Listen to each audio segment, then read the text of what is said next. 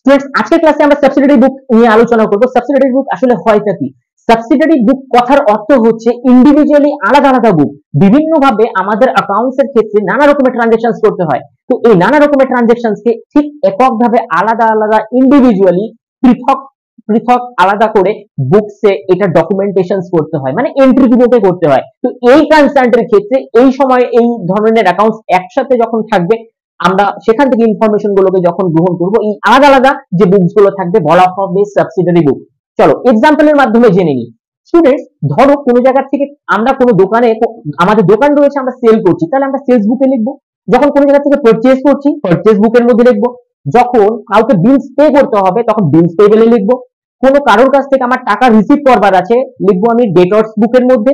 যখন কারোর কাছ থেকে বিলস রিসিভ করব, তখন আমি বিলস রিসিভেবল অ্যাকাউন্টে লিখবো। ধরো আমার দোকান থেকে কোনো একজন কাস্টমার কিছু নিয়ে গেছে কিনে, এবার সে ফেরত দিচ্ছে, তখন সে ক্ষেত্রে আমি রিটার্ন ইনওয়ার্ডের খাতায় লিখবো। যখন আমি কারোর কাছ থেকে জিনিস কিনলাম এবং সেটাকে আমি ফেরত দিচ্ছি, পছন্দ হয়নি, তখন সেটা আমি রিটার্ন আউটে লিখবো। এই যে ডিফারেন্ট ডিফারেন্ট যে আলাদা আলাদা অ্যাকাউন্ট, এটাকেই বলা হয় সাবসিডিয়ারি বুক। Thank you.